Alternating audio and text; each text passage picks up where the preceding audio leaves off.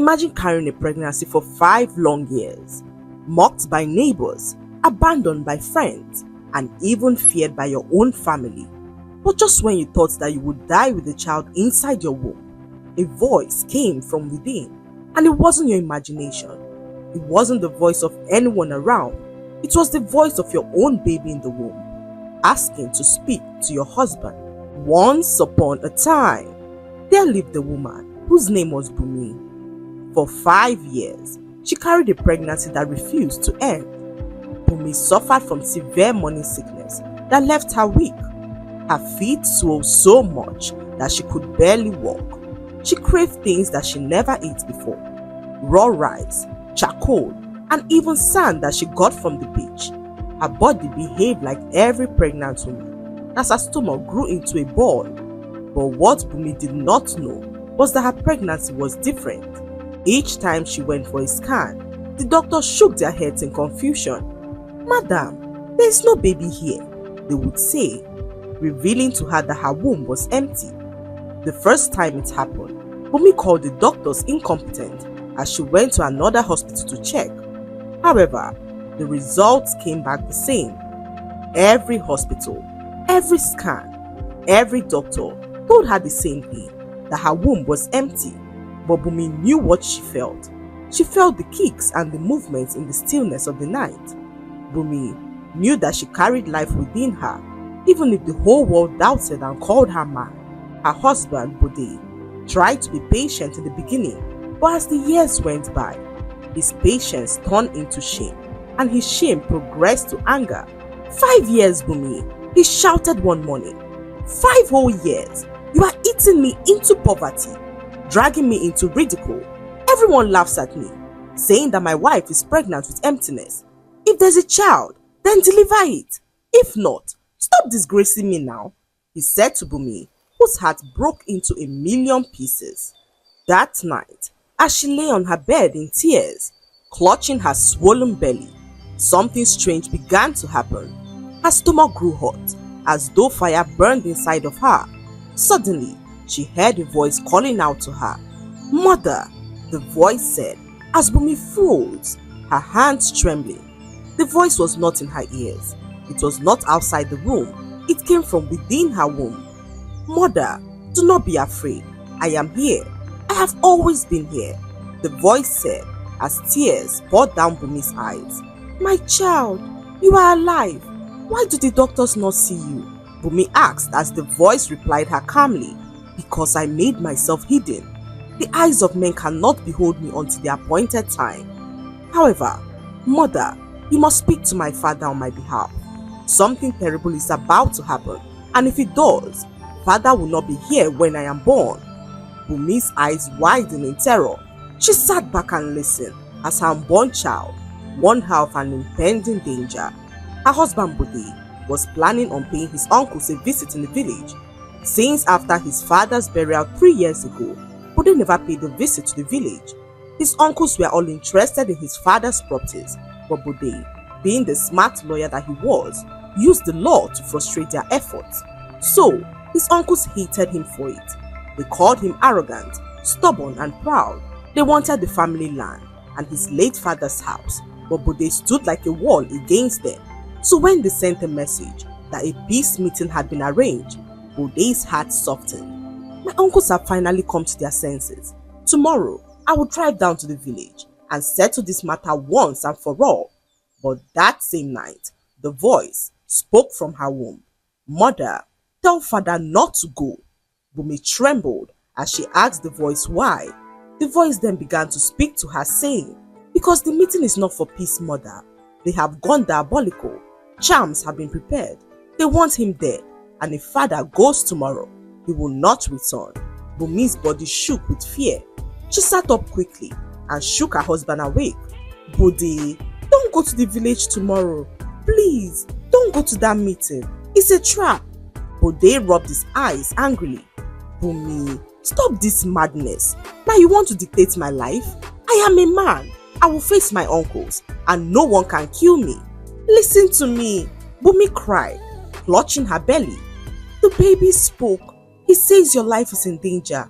Please, I beg you, Don't go, but they laughed bitterly. Now the baby is talking, yeah? Bumi, you are sick. You need deliverance. I will go tomorrow and you will see that nothing will happen. Morning came and Bude dressed sharply in his native attire. Bumi wept bitterly, falling on her knees as she begged him not to go, but Bude brushed her off and drove away. Hours later, he arrived at the village square and met his uncles, who welcomed him with forced smiles. They slaughtered a goat, poured palm wine, and sang songs of reconciliation, but beneath the fake smiles and laughter was something evil. Hours passed, and the time came for them to drink. One of his uncles handed him a calabash of palm wine, and the moment Bude touched it, his stomach churned. Sweat broke out on his forehead as his body began to shake. Bude felt his throat tighten as his breath became shallow. Bude staggered to his feet as he gasped for air. His uncles all looked at him with satisfaction, knowing that their plan had worked. Bude winced in pain as he fell to the ground, struggling for his life. His eyes bulged, his lips quivered, and his hands clawed at the earth. In his last moment, he thought of Bumi's face, the tears in her eyes, the desperation in her voice as she warned him not to go. If only I had listened, were his final words before his body went still. His uncles all looked at each other as they watched him take his final breath. It is done. The stubborn goat has finally been taught a big lesson. Now, we shall take what belongs to us, they said as they all laughed in unison. Without delay, they carried out the burial that same evening. Not a word was sent to Bumi, not even a message of sympathy. By the time she heard the news, it was already too late. Her husband had been buried like a dog, without her consent, without honor, and without dignity. Bumi screamed until her voice broke. She fell to the floor, holding her stomach as the child inside of her twisted. "Mother," the voice whispered from her womb, calm but strong. "Do not be afraid. Father is gone, but justice will speak. Those who mocked you will one day bow, and those who shed his blood will pay." Days later, Bude's uncle stormed the city. Their faces hard, their voices sharp. "Woman," they said, standing in her house, "your husband is dead, and according to tradition, all his properties belong to us. Hand over the documents to your husband's house, his land, his company, and his cars. You are nothing to us now. After all, you never had a child for him, so you have no right over his wealth," they said to Bumi, who stood frozen, her eyes red from days of weeping. Her lips trembled, but before she could reply, a sudden heat spread through her belly. Her whole body stiffened, and then it came again. "Mother, do not fear them. Open your mouth and speak the words I place inside of you." Bumi gasped, holding her swollen stomach, her eyes darting between the menacing faces of her husband's uncles. Then, without planning it, words rolled out of her mouth like thunder. "You buried him like a dog. You mocked me, called me barren, called me mad. But hear me today. He left something behind. The child you cannot see, the one you say does not exist, is alive in my womb, and he will speak against you." The uncles all bursted out into mocking laughter. "Child? This woman has lost her mind though," one shouted as he continued to speak. 5 years of swollen belly and nothing. You better pack your things and leave this house within 24 hours, they said as they all left the house, leaving Bumi in the pool of her own tears. That night, Bumi could not sleep. She knew how evil her husband's uncles were and knew that they were behind the death of her husband. In her fear and confusion, she called up her mother to confide in her. Bumi narrated how her husband's evil uncles killed her husband and buried him in the village without her consent, stating that she was not one of them because she did not have a child for her husband. Bumi told her mother that her unborn child warned her about her husband's trip to the village on that fateful day. "I warned Bude, but he did not listen. Now he is dead, and his uncles want to take everything from me." Bumi cried out to her mother, who rushed to her house immediately to meet with her. Bumi thought that opening up to her mother was a good idea. She watched as her mother questioned her sanity when she told her that her unborn baby spoke to her from the womb Bumi, her mother screamed, her eyes blazing with fury as she spoke. Why do you always bring shame to this family? First, you claim to be pregnant for almost 5 years now. You are saying that your unborn baby now speaks to you from the womb. What sort of games are you playing? She asked Bumi, who did everything possible to convince her that she was telling the truth, but her mother was not willing to buy it. Bumi did everything to make her baby speak in the presence of her mother, but the baby said nothing. Bumi knew how crazy she sounded, but something within her convinced her that her mother would believe her story. Then, her mother's eyes softened suddenly and her voice dropped to a calm tone. "Alright, Bumi," she said, patting her daughter's trembling hands. "I believe you. Maybe you are right. Maybe what you're carrying is real. But this matter is too heavy for us alone. You need prayers, my child. Serious prayers. I have called the strong man of God to come pray for you. He will be here in half an hour," she said to Bumi, who nodded her head in agreement. Not long afterwards, the pastor arrived and revealed to Bumi that she was not pregnant with a child. Rather, it was an evil spirit speaking to her, and that the earlier they banished it, the earlier she would get her life back together. "Woman," he said in a loud voice, stretching his hands towards her belly, "this is not pregnancy. This is an evil projection. What you carry is a demon, and the voice you are hearing is the voice of the devil. If you don't let us cast it out, it will kill you." Bumi shook her head violently, holding her belly tighter. "No, Pastor, this is my child. He is not evil." The pastor smirked and looked at her mother. "Madam, if you love your daughter, you will let me do this deliverance. However, it will require a sacrifice, a huge amount of money, a special seed that will move the power that I carry within." Bumi's mother, desperate for deliverance, opened her handbag and handed him a huge amount of money. "Man of God, please save my daughter," she said to the pastor, who slid the money into his pocket and began to pray. Pointing at Bumi and rebuking the demon in her stomach, Bumi wept as she began to shake her head. "I am not possessed. You are wrong," she said to the pastor, who ignored her completely as he sprinkled holy water on her face. He then pulled out a vial from his pocket, urging her to drink, saying that the drink would banish the demon within and set her free. But Bumi knew not to believe his words. She knew that this was not a holy drink.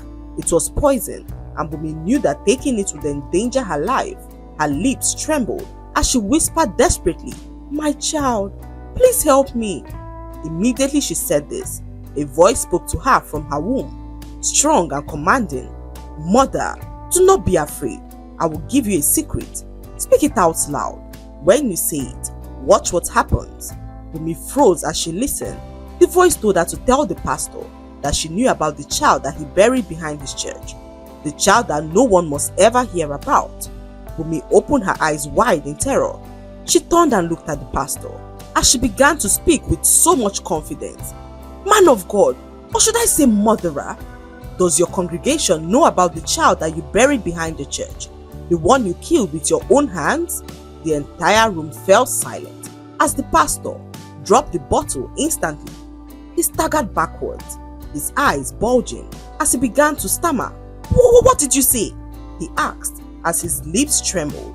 Bumi stepped forward, fire in her eyes as she continued to speak. "You heard me. The blood of that child is crying from the ground against you. And now, you dare call my son a demon?" The pastor let out a scream as he ran out of her house in terror. Bumi's mother opened her eyes in shock. She could not believe what she was hearing. She asked Bumi how she knew about the child, and Bumi informed her that the child in her womb told her about the pastor's secret. For a moment, she wanted to doubt, but something crossed her mind as she asked Bumi to tell her a secret that only her knew. "If this child in your womb truly speaks, then tell me something only I know, a secret that I have never told anyone in this world." Bumi swallowed hard, her palms sweating as she pressed them against her swollen belly. She then whispered, "My child, what should I say?" The voice inside her answered, calm and steady, "Mother, tell her about the night that she tried to end her life. When she was only 18, tell her about the rope that she tied to the ceiling and how she wept in silence before cutting it down." Bumi gasped, her heart racing. "Mama," she began, her voice trembling. When you were 18, you tied the rope to the ceiling. You wanted to end it all, but something stopped you that night. You cried alone in the dark and told no one, not even your parents, not even your husband. Only you know. Her mother's legs gave way as she staggered backwards, her hand covering her mouth. Tears welled up in her eyes as she asked Bunmi how she knew about the incident. I buried that memory in the grave of my heart. Not even your father knew about it. Bunmi held her belly tighter as tears streamed down her face. The child in my womb told me, she said to her mother, who for the first time began to believe all that she had told her. However, before they could speak further, a loud knock thundered at the door. "Open this door, woman," a male voice roared. Bunmi's heart sank as she recognized the voice. It was her late husband's uncle, the one who had declared that Bunmi was nothing to them without a child. 5 of his uncles stood outside, their faces grim as they banged at the door continuously. Before Bunmi could answer the door, the voice inside her womb spoke with authority. "Mother, do not be afraid. They have gone to the shrine to fortify themselves. They want to take that which does not belong to them. But fear not, because I will not allow it happen." Bunmi's mother asked again, through the closed door, her voice shaking. "What do you want here at this hour?" Bunmi's mother asked, as the men stood outside banging and screaming for them to open the door. "Woman, stop wasting our time. We have come for what belongs to us. Open this door. Bunmi must pack her things this night, and she must hand over every single document of Bode's house, his company, his lands and properties." However, before Bunmi could reply, the baby's voice thundered from her womb. "Mother, listen to me. They believe their charms will bind you, but tonight I will turn their weapons against them. Open the door for them." With trembling hands, Bunmi unlocked the door as the men stormed in, their eyes red as they screamed out in anger. "Woman," they commanded, "kneel before us.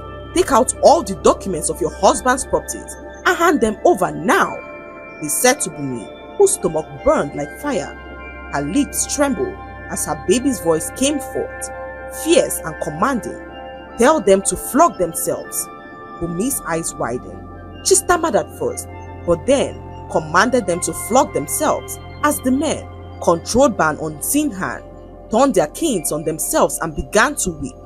The sound of lashes filled the room as they screamed out in pain, but their arms moved without restraint. Blood streaked their backs, their clothes tore apart, yet they could not stop. Bunmi's mother clutched her head with both hands. "Jesus, what am I seeing? These old men are flogging themselves like children."